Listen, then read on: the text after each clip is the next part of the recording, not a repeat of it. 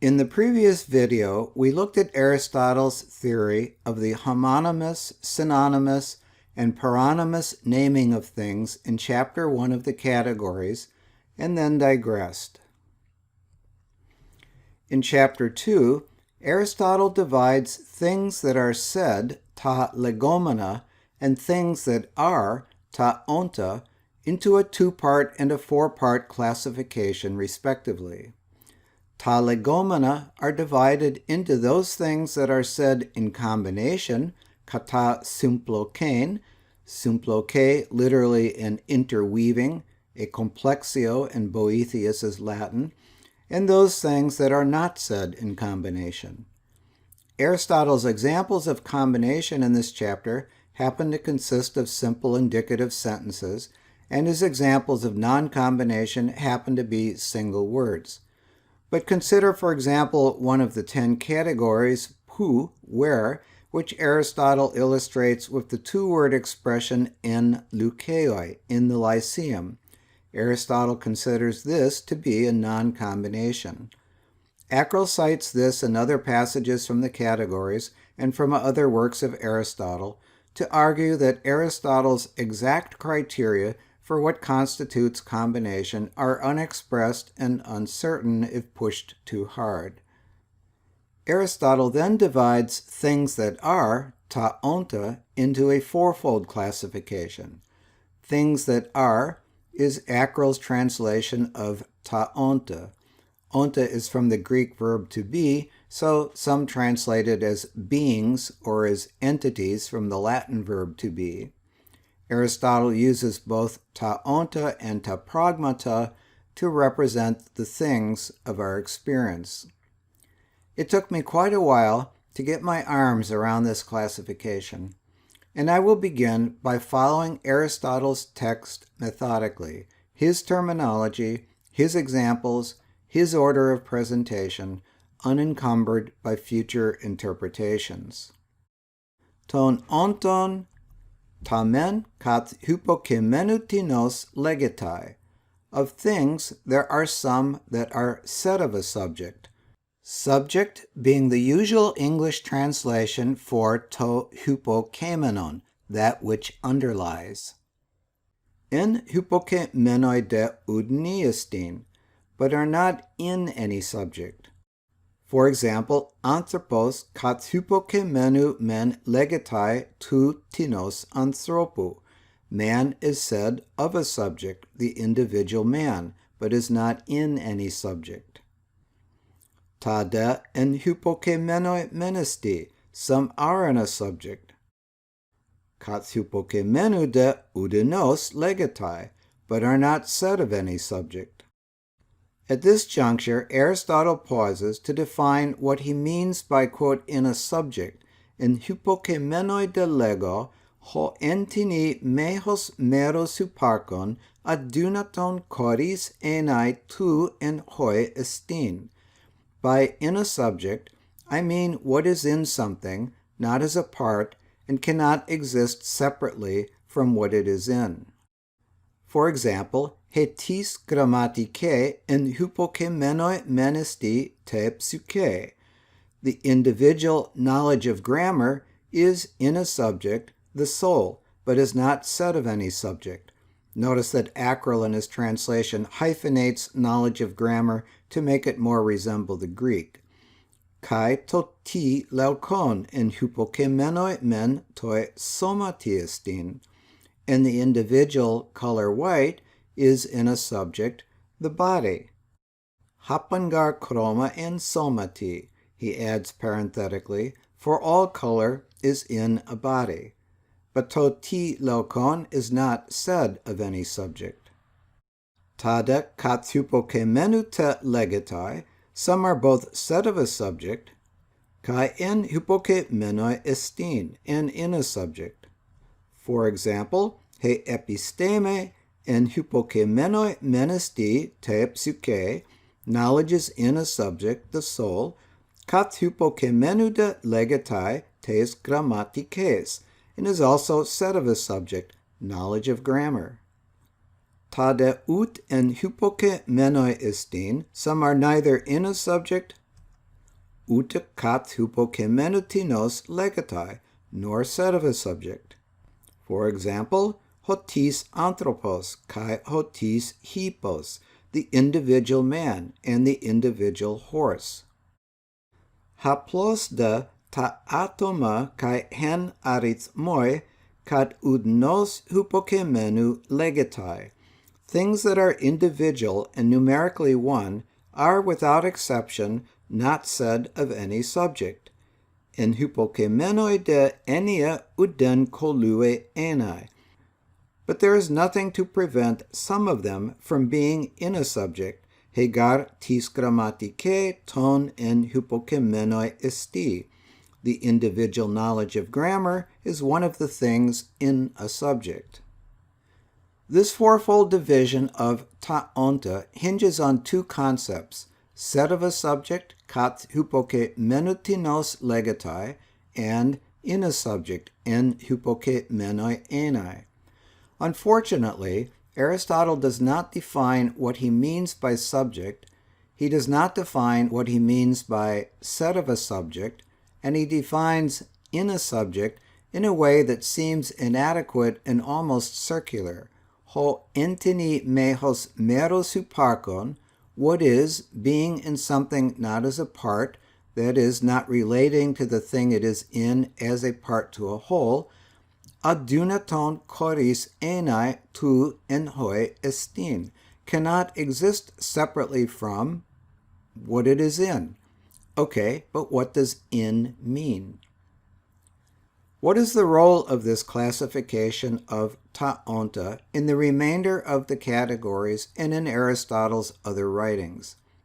Temporarily, let it suffice to say that in the categories, this classification is later used to distinguish one category, ousia, substance, which Aristotle subdivides into primary and secondary substance, from the other 9 categories, which implicitly fall into the bucket of those things in a subject.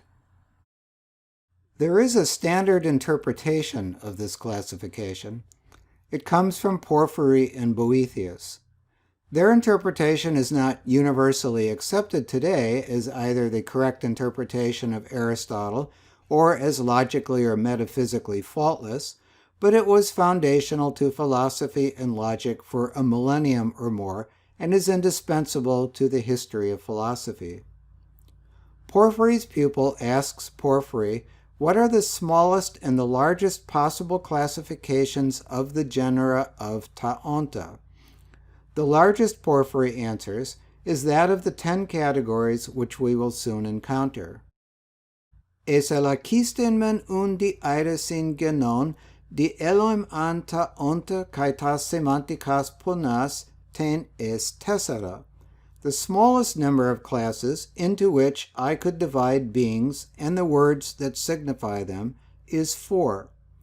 Hemen annotato kai prote genoit an es duo, es ousian kai symbebekos. The first and highest division is into 2, namely substance and accident. Al epe uk esti tauta pro enenkai aneo tu e katholu pro enenkein e epimerus, but substances and accidents cannot be expressed without expressing them as either universals or particulars.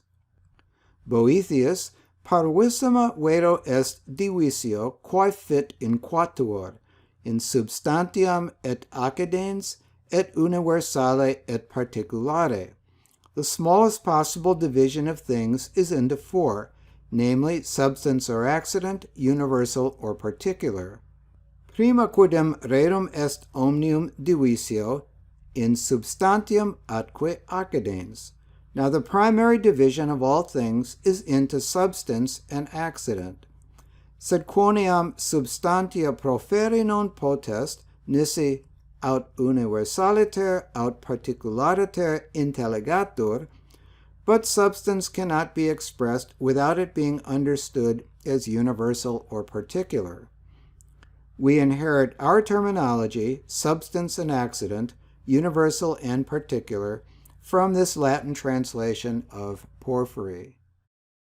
This is how we get the smallest possible division of genera of taonta, Porphyry explains. He then talks about possible combinations within this scheme. A substance cannot come to be an accident, or vice versa, and a universal cannot be a particular, or vice versa. But a universal can combine with a substance or an accident, and likewise a particular can combine with a substance or an accident. Okay, but why, his pupil asks Porphyry, did you give this division into universal substances, universal accidents, particular substances, and particular accidents, while Aristotle did not use these terms, but others?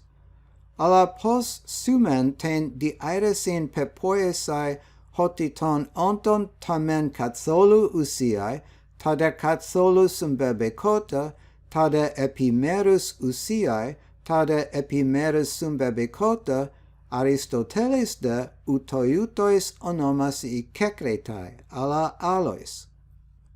When he was explaining what Aristotle meant in Chapter 1 by homonyms, synonyms, and the like, Porphyry had said, with reference to the opening sentence of the Categories, that everything had a name, onoma, and a defining account, ho kata tunoma logos. Homonyms and synonyms and the like were the possible combinations of a name and a defining account. Homonymous things, for example, had the same name but a different defining account. The defining account, Porphyry explained, could be either a definition, horismos, or a description, hypographe. Now, in Aristotle, a definition, strictly speaking, must contain a genus. For example, the definition of man is a mortal, rational animal. But the fourfold division of taonta just outlined is a division into the highest genera. There are no other genera prior to them. Therefore, Porphyry explains, Aristotle could not use definitions, that is, takatholu usiai, takatholu sumbebekota, etc., but he used instead the accounts that serve to explain these terms. Antiton onomaton tuton, tus exegeticus auton logus elaben, kai hoion hypographicus. In other words, takat hypokemenu and ta en hypokemenoi. He used explanatory accounts of these names, exegeticus logus, that are like descriptive accounts, hypographicus logus. I am somehow not persuaded that this was Aristotle's thought process, but Porphyry's acknowledgement that the terminology conventionally used in his day, he refers to it as tagnorema onomata, is not that of Aristotle's, opens up a whole field of historical investigation.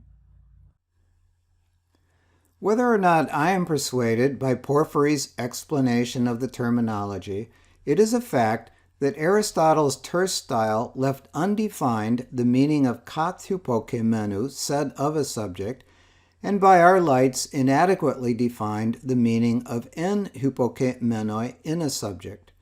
Porphyry's pupil also wondered about the meaning of these two expressions, or, if you will, descriptive accounts.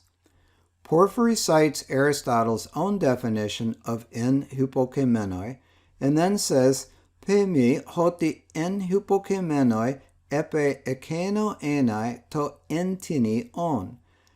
I reply that by in a subject he means what exists in something, but what exists in something, to entini on, is homonymous. He gives 9 examples, being in a place, being in a container, the part being in the whole, etc., and lastly, as in the form being in the matter, to hos ente hule to eidos, as the shape of the statue in the bronze, the shape of the knife in the iron, knowledge in the soul, and color in the body. The form being in the matter. This is Aristotle's sense in en hypokemenoi, because it is only forms that are inseparable from their matter. Hotimona ta ere ton hulon akoristastin. And therefore it is only this sense that meets the criterion of inseparability in Aristotle's definition. Porphyry adds that by way of exclusion, Aristotle in that definition mentions two of the other 8 senses, the sense tohos en holoi tomeros, in something as the part is in the whole, in the first half of his definition, and the sense tohos en angeoi, being in a container, in the second half of his definition. The wine in a jar can be separated from the jar and still continue to exist, whereas an accident, to symbebekos, like the color in a body or the shape of a bronze figure, can be separated but then immediately passes out of existence. Ou sos domenon choristetai hos ho oinos ectu angeu, al e chorisdoito ptheretai. Porphyry's pupil poses an aporia. If accidents, which are not in their subjects as parts, cannot exist separately from what they are in, how is it that Socrates, who is in a place but not as part of that place, and cannot exist apart from some place, is not an accident, a symbebekos? I will skip Porphyry's explanation. The surviving Greek commentaries on the categories address an accumulation of aporias that had been raised against one or another statement in the categories, and a study of these aporias affords scholars a way of reconstructing the doctrines of various schools of ancient philosophy, some pro, some anti-Aristotle.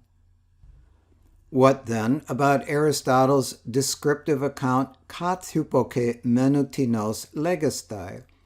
To explain this, Porphyry looks ahead in Aristotle's text to the opening clause of what in our print era editions is chapter 3. It is important to remember that these chapter divisions are a modern convenience, if indeed that is what they are. They may encourage us to think of chapters 1 through 4 as a grab bag of miscellaneous and only loosely related preliminary topics. Many now and in antiquity have noted how abruptly Aristotle jumps from one thing to another in these passages, but to Porphyry the content is a continuous thread and a philosophical whole. We saw that Aristotle interrupted his presentation of the fourfold classification in order to define what he meant by en hypokemenoi, chapter 2 in our texts. According to Porphyry, Aristotle is defining what he means by kat hypokemenu at the beginning of our chapter 3. Hotan heteron kat heteru categoretai hos kat hypokemenu. Whenever something is predicated of something else as of a subject, meaning what? Asks his pupil. Kat hypokemenu pesin ekeno categorestai tinos hotan entoitiesti categoretai ekeno hoapodidotai. He says that something is predicated of something as of a subject when it is stated as belonging to the essence. To the essence is Stephen Strange's translation of entoitiesti. Of Socrates, I can predicate walking, and I can predicate man. If you are asked, tiesti Socrates, you would say that he is a man, not that he is walking. Walking is not predicated of Socrates as of a subject. Man is. Porphyry adds a second criterion for as of a subject. Later in the treatise he notes, Aristotle distinguishes between said of a subject and in a subject in this way. In the case of things that are predicated of a subject, both their names and their defining accounts must apply to their subject, while in the case of things that are in a subject, the defining account never applies to the subject and only sometimes does the name. In other words, if I say man of Socrates, both the name man and the definition of man must apply to Socrates. If I say white is in Socrates, we may say Socrates is white, that is, apply to Socrates the name white, but the definition of white never applies to Socrates, that is, it does not answer the question, ti esti Socrates. Hosta, Porphyry concludes, to kat hypokemenu kategoretai ho katholikoteron on to hypokemenu ep armosden autoi dunatai kai kata tunoma kai kata ton logon. In short, what is predicated of a subject must be more universal than the subject, and its name and defining account must both apply to the subject. Tut esti synonymos legistai dunatai kata tu hypokemenu. That is, the name and the defining account must be capable of being predicated synonymously of the subject. Examples of predicates whose names and defining accounts are said synonymously of their subjects, Porphyry adds, would be the species and genera of any subject, whether the subject is a substance or an accident. Toiauta deesti ta ere katagene ton hypokemenon, eta usiai ean eta sumbebekota. We will get to genera, species, and differentiae because they are the subject matter of Chapter 3. Finally, Porphyry argues Aristotle made it clear that what is predicated of a subject is more universal than its subject, hotigar katholikonosti to kat hypokemenu edelosen, when he said in the fourfold classification that individuals are not predicated of a subject. Epon ta atoma me enai kat hypokemenu. De toinun to kat hypokemenu me atomon enai intoi ti tu hypokemenu kategorumenon. What is said of a subject must not be an individual if it is to be something predicated in the essence of the subject. So in sum, according to Porphyry, Aristotle restricted his definition of things said of something to things said as of a subject, meaning things said in the essence, in toitiesti, and said synonymously, that is, things said whose defining account as well as name apply to the subject. This interpretation and doctrine had become a staple of the peripatetic tradition. Porphyry makes one other rather intriguing observation about this, the smallest possible division of the genera of taonta. Erotesis, question. Epe toinun sape pepoekas tendi irasin kaita en aute retenta, eti moi tuto epe. Now that you have made this division and the items in it clear, tell me about the following point as well. Enongar polakos ektestai tendi irasin. It is possible to set out this division in a number of ways. Epe toinun ho Aristoteles kata poian taxin tendi irasin exeteto. Tell me, in what order does Aristotle say it? Apokrisis, answer. Kata ten chiastein lego, in chiastic order. Lego hoti he usia sumbebekos antidiairusa kaitakatholu epimerus. I claim that he first distinguishes substance from accident, then universal from particular.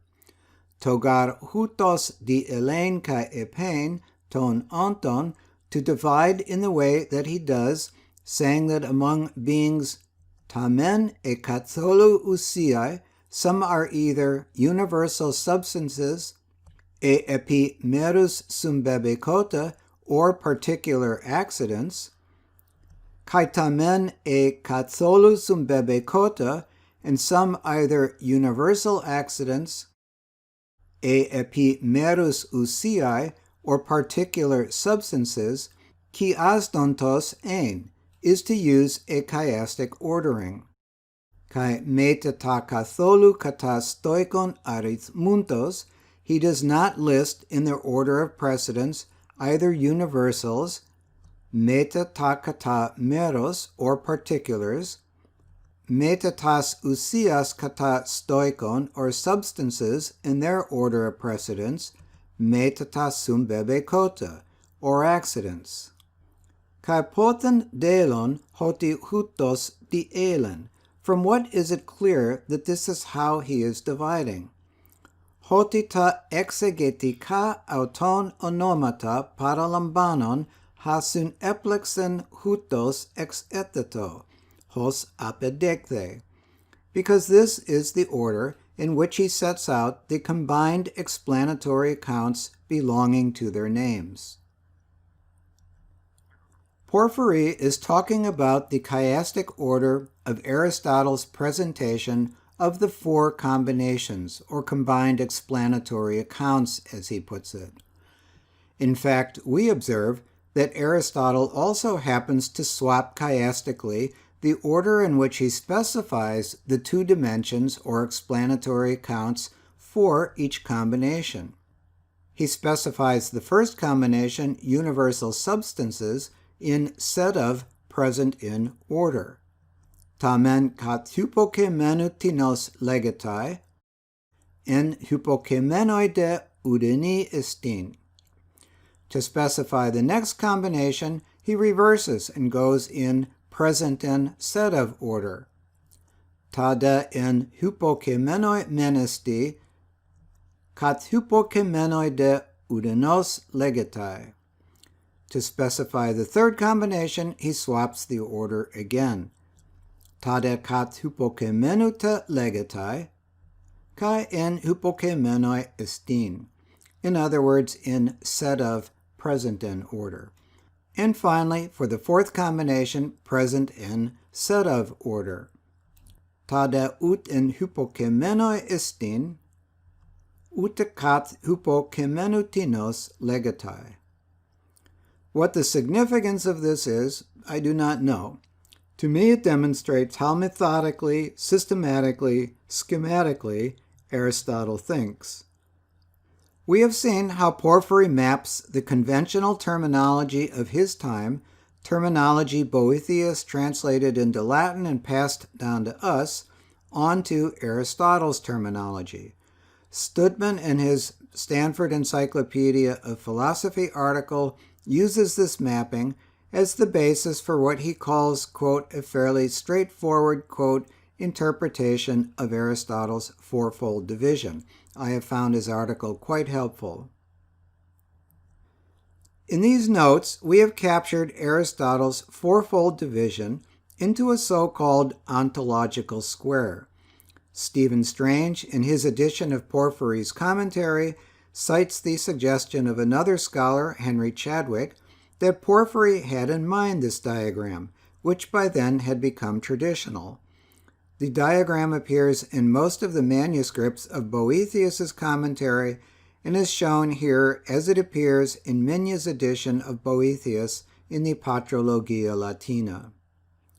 The ontological square continues to this day to play a role in metaphysics and in logic. See, for example, this article of Luke Schneider replacing the terms universal, particular, substance, and accident with contemporary terminology. I have not immersed myself in the scholarship on the categories, but I have used one controversy that has gotten a lot of attention as a sort of litmus test of my basic understanding of this fourfold classification. The controversy concerns one of the four combinations. Did Aristotle really believe there was such a thing as a non-substantial particular? Think about Aristotle's examples for each combination. For the moment, let us ignore Aristotle's problematic definition of present in and just go with an intuitive sense of what that must mean. His examples for universals seem straightforward. Anthropos is said of something else, hence universal. For example, it is predicated of any individual man, like Socrates or Callias. Episteme is also said of something else, for example, of an individual branch of knowledge, such as grammar or mathematics. Anthropos is a substance, however, and as such is not in anything else. Knowledge, on the other hand, you can only conceive of as being in something, namely in what Aristotle regarded as the seat of mental life in human beings, the soul. So far, this feels quite natural to me. What about his examples for particulars. Take particular substances first. His examples, hotis anthropos and hotis hippos, come from the natural world and also seem straightforward. Take Alexander's horse Bucephalus. Bucephalus is certainly not predicated of anything else, other than himself, of course, and Bucephalus is not an attribute, a property, or an accidental quality of anything else, and in that sense Bucephalus is not in something else.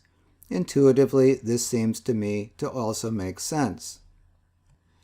What about non-substantial particulars? Don't they give us pause? Hetis grammatikae, the individual knowledge of grammar, presumably meaning, for example, Socrates' knowledge of grammar, or the knowledge of grammar in Socrates' soul. What makes this knowledge of grammar individual, unique only to Socrates? Toti leukon, the individual weight, presumably meaning, for example, Socrates' weight, or the weight in Socrates' body. What makes it individual, unique only to Socrates, and unable to be said of anything else? These examples do seem a little odd. But just because they feel odd to me doesn't mean they weren't what Aristotle meant. Here's Acryl's interpretation. The inseparability requirement in Aristotle's definition of in something as subject has the consequence that only individuals in non-substance categories can be in individual substances.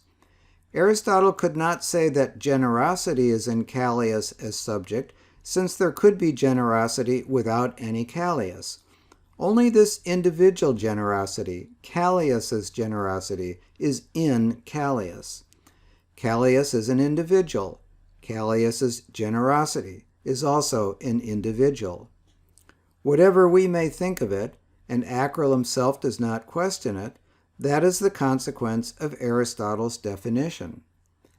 2 years after the publication of Acryl's edition, the Aristotelian scholar G.E.I. Owen said, "No way." Aristotle did not believe and never intended to say there is such an absurd thing as an individual generosity. Let us look at the relevant passages in the text. Aristotle ends his chiastically ordered presentation with the category of particular substances, such as the particular man and the particular horse. A particular horse is neither in something nor said of something. This leads to a general rule. Things that are individual and numerically one, ta atoma kai hen arithmoi, are never said of any subject. But he says there is nothing to prevent some individual and numerically one things from being in a subject, and his example is his earlier example of a non-substantial particular, hetis grammatikae. He clearly says there is an individual and numerically one knowledge of grammar. By extension, this applies to his other earlier example of a non-substantial particular, toti leukon. There is an individual and numerically one weight. This language is echoed in a later passage about substance. In that passage, Aristotle says that a substance that is numerically one and the same can receive contraries. In his example, an individual man, one and the same, becomes pale at one time and dark at another. But Aristotle says you cannot say that of non-substances like colors or actions. A color that is numerically one and the same will not be black and white. An action that is numerically one and the same will not be bad and good. Again, a color that is numerically one and the same. An action that is numerically one and the same. But the individual and numerically one and the same knowledge of grammar, weight, color, and action in these passages do not exist as individual things with their own reality, according to Owen. All Aristotle means, he believes, is that these things are the most specific types of a corresponding universal property, each an infima species, a wholly determinate specimen of its class, an attribute of the lowest possible generality. This position of Owen's seems to also have some textual support. In another passage about substance, specifically primary substance, Aristotle says anything that is not a primary substance is either said of a primary substance as subject or in a primary substance as subject. So that would be secondary substances and non-substances. Let us look at cases, he says. Animal, a secondary substance, is said of man, and through the property of transitivity also of the primary substance, the individual man. Color, a non-substance, is in body and therefore also in an individual body. Palin to chroma in somati, uk un kai intini somati.